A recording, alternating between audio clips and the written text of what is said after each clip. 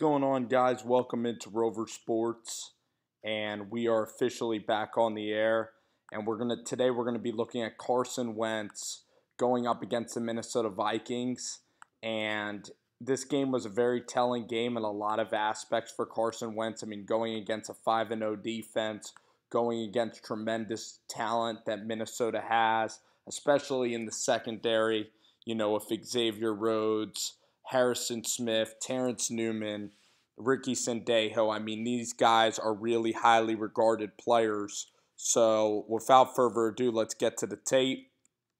We see a false start here on, I believe it's not Alan Barbery, but it might be Vaitai or Sayamalu, one of the offensive linemen. All right, here we go, 3rd and 5.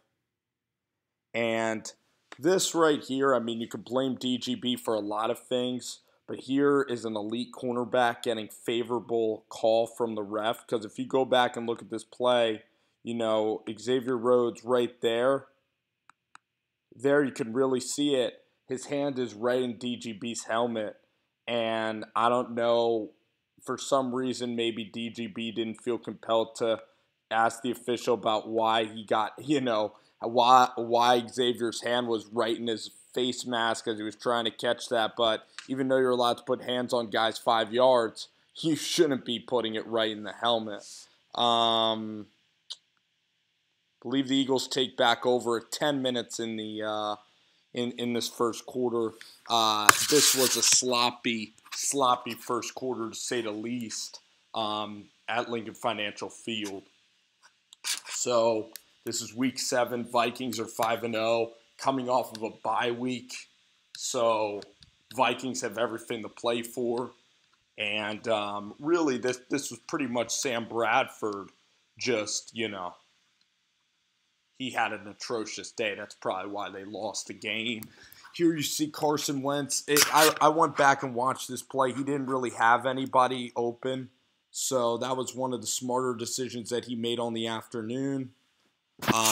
Now we get a 3rd and 4 here for Carson. Or no, we actually get a hold, and then that sets up this interception from Carson Wentz. And this throw is high. It's an impulsive decision by a rookie. He's barely looking at Brent Selleck. He trusts that it's going to be there. Watch his eyes. Carson's looking right here, and he just kind of trusts that it's going to be open. He's staring right there, thinks he can fit this ball in, but Eric Kendricks is playing unbelievable defense. And here from the coach's film, too, you can kind of see, that Carson was kind of set up to fail because, when we look at, it's Anderson Sendejo. I'm sorry. You might have a brother named Ricky Sendejo. Both names really go together well. So where's Sendejo? Sendejo's going to be right here, okay?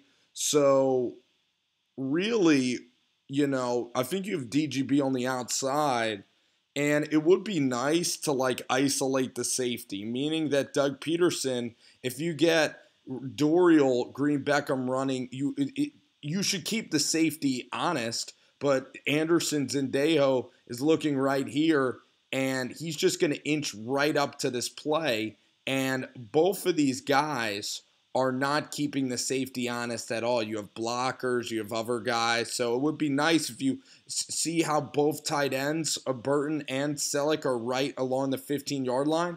So essentially, Sendejo has a really easy read, and that's to intrude up the field. This could have been a harmless, incomplete pass. Instead, Sendejo breaks perfectly, and that's being a very good safety. And that's great play by Sendejo. And also the offense, you just saw how poor, I could have said a worse word. Basically, Dorial's just blocking over there, and you're not keeping the safety honest one iota. Sam Bradford decides to joke around a little bit. Again, could have said a worse word. But Sam Bradford was awful. When the Vikings had the ball at the 1-yard line, the Vikings couldn't execute and score a touchdown, and Sam Bradford threw an interception right up in the air, a lollipop that was intercepted by Rodney McLeod. This is a heck of a play. On 2nd and 3, I happen to love this play call from the Eagles, and this is one of Carson's best plays of the day. You just see this rare arm talent by Carson Wentz, and there you see Xavier giving way too much space to Josh Huff. This was Josh Huff's best game. He returned one for a touchdown also in this game, but they're going to see a fumble Rooski. Sloppiness from Carson Wentz on the exchange. And maybe Darren didn't think it was a running play. Really sloppy football. This should have been a touchdown if not for the Vikings being kind of, I think it might be Anthony Barr recovers that. Were just a little bit sloppy in picking up the football that should have been returned for a touchdown because you can't even get 1 yard when you have Sam Bradford. Vikings got the ball on the 1 yard line. Then Connor Barwin, one play later, happens to strip Sam Bradford, and the Eagles get it back. So the Vikings, they're just a turnover machine as the Eagles. They could have been 6-0. They should have at least been up 10-0 in this game.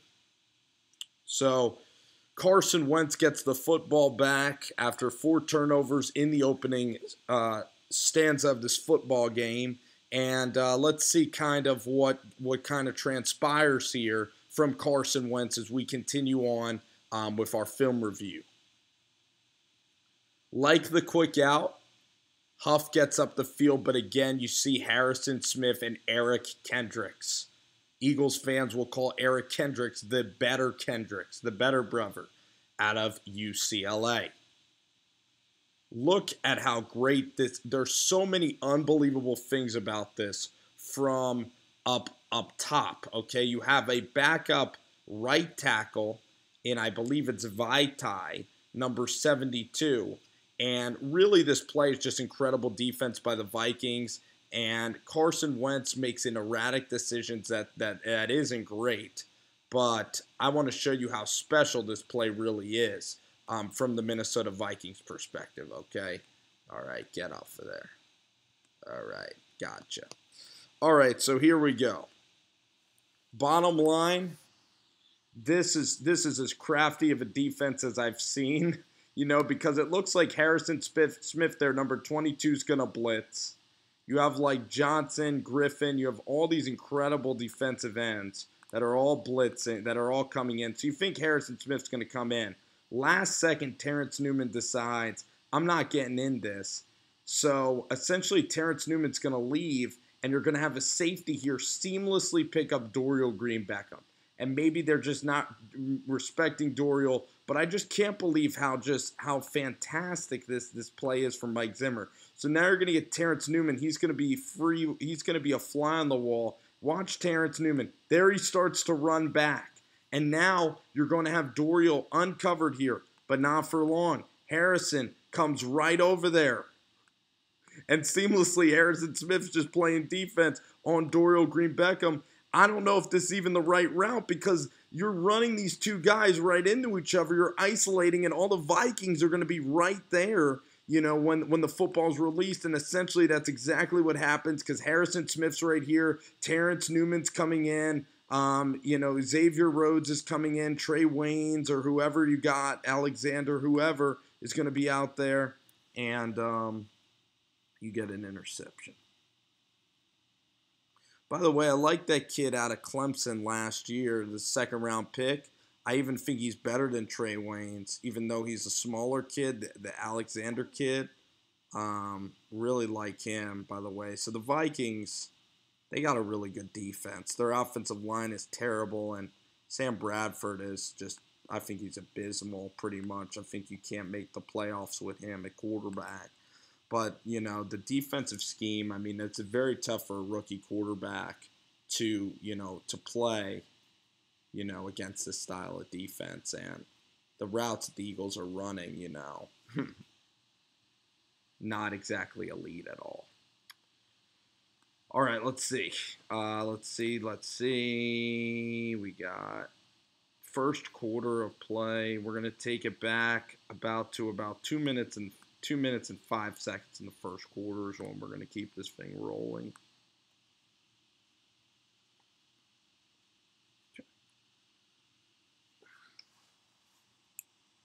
Touch back into the end zone. Patterson can't catch it.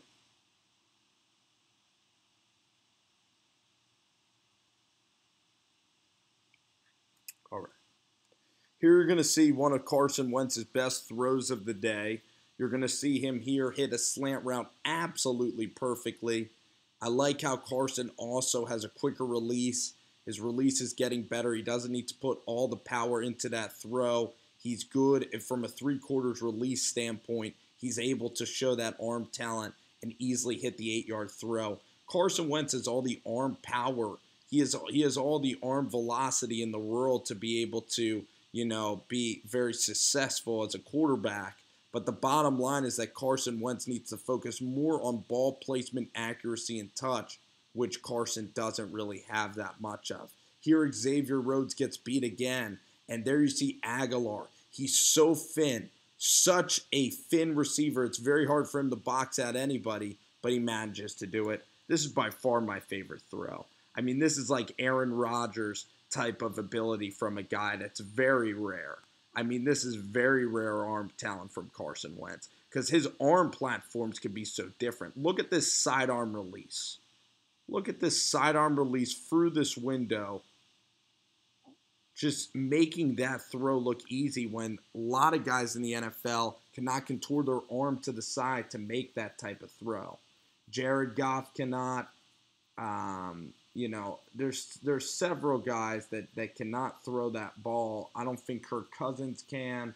I don't know if Tyrod can make that throw. Maybe Tyrod can from that arm platform, but even Eli. There's a lot of quarterbacks in the NFL that just are not athletic enough and quick enough to make that type of throw that you just saw Carson make there. So that's why Carson can change his arm angle, and that's what makes him so successful. I mean, here you see there, the guy easily can get the football down the field. Easily can, okay? But this is where Carson Wentz and Nelson Aguilar, where they really have to get on the same page if they're going to play together. You could just tell by this play that Carson Wentz and Nelson Aguilar, they clearly do not have a rapport. They clearly do not have the type of working relationship that you'd want from a quarterback and a receiver. And that's on Carson Wentz. Carson Wentz has got to get Aguilar into his office and basically say, Aguilar, we need to communicate better. Because watch here, Aguilar could sit this thing right in the hole here, okay? And Carson could put it over top of this guy, and he's open right here. So a veteran wide receiver, like a Hall of Famer, or just even a decent wide receiver with quarterback contact, can tell Carson Wentz, hey, put it right here. We got all this space, and we got our 15 yards right here, okay? It's even going to become more relevant here. Instead, Aguilar's turning his body in a very weird way. Carson doesn't know where the heck to put the football, okay? Then Aguilar's going to keep turning. He's going to then be stopping, and the route's just going to get really sloppy. Commit and be decisive. It's indecisive route running right here from the slot from Aguilar. Because look, right here, he's looking back, and if you're going full out, then why even look back? It just looks like really sloppy route running from Nelson Aguilar right here. This look back here, that's what costs him. If he's just running the entire way, that could be a touchdown.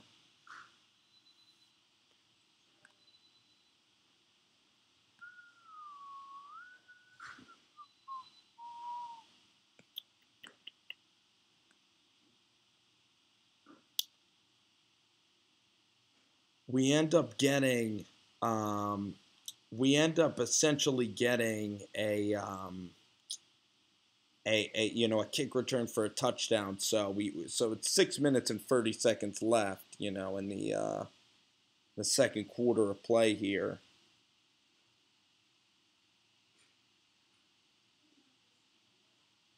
This is just a bad miss from Carson, and he needs this throw.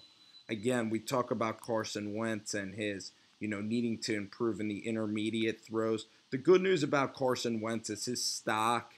I mean, after watching this game, these are all very, very correctable mistakes from Carson Wentz.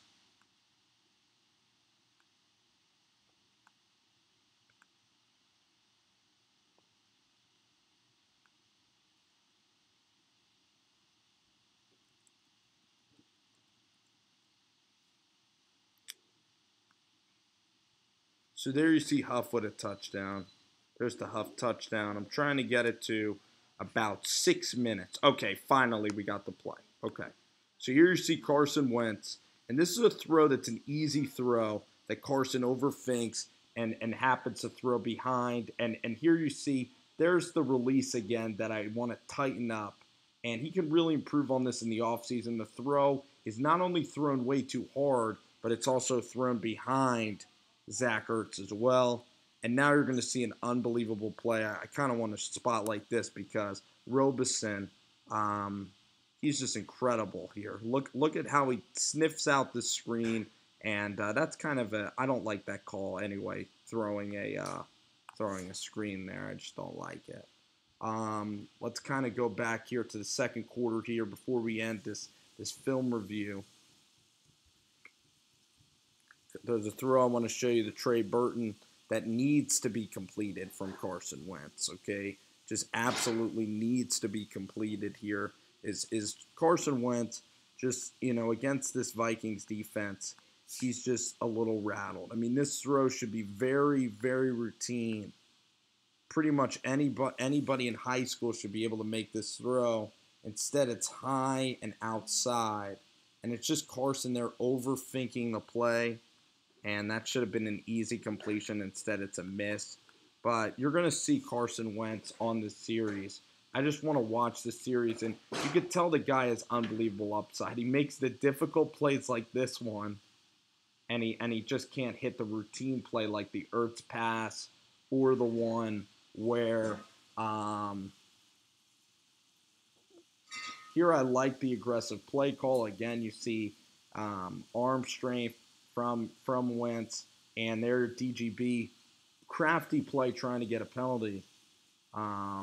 Just didn't really work out. Here you're going to see a really nice run by Ryan Matthews up the gullet. Love the play call too. Trying to get in the Sturgis range. Really like the play call from the Eagles.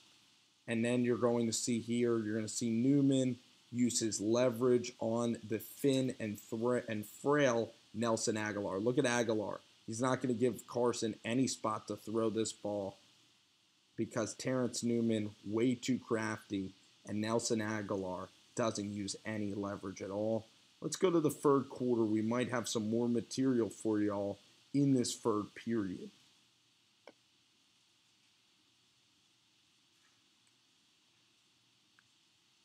Yeah, this is a play that I really like from Carson Wentz. Okay, so you get Matthews running the ball really well. And here you're going to see Carson Wentz. It's a bad snap. And look at the athleticism from Carson Wentz. He's able to go ahead and he's able to hit Darren Sproles. And then I'll show you the touchdown that pretty much ends up being the dagger for the Eagles.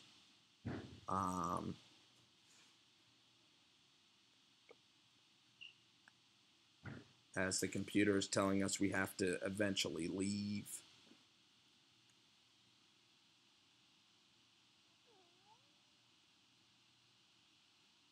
More sloppiness from the Eagles.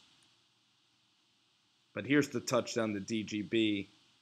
And essentially, Eric Kendricks needs to be running. Kendricks needs to run immediately right here. There's no reason to stay. Darren Sproles will be picked up by Anthony Barr. Kendricks needs to move here because Terrence Newman essentially, he's not responsible for inside because one's if DGB, one's if it's a fade route. So watch this. So DGB dives right here, and Kendricks is late, and Terrence is kind of right here, but it's really supposed to be the linebacker. The linebacker hesitates. He gets there late. Carson makes a great throw. I love the play call for the touchdown. We will see you guys on the flip side. Hopefully some more not condensed football from Carson, but rather suitable and organized football. But the Eagles still get the win thanks to their defense and thanks to Sam Bradford's sloppiness. Alrighty, guys, we will see you. A lot of upside with Carson, that's for sure. A lot of correctable things that he can work on heading into next year. We'll see y'all.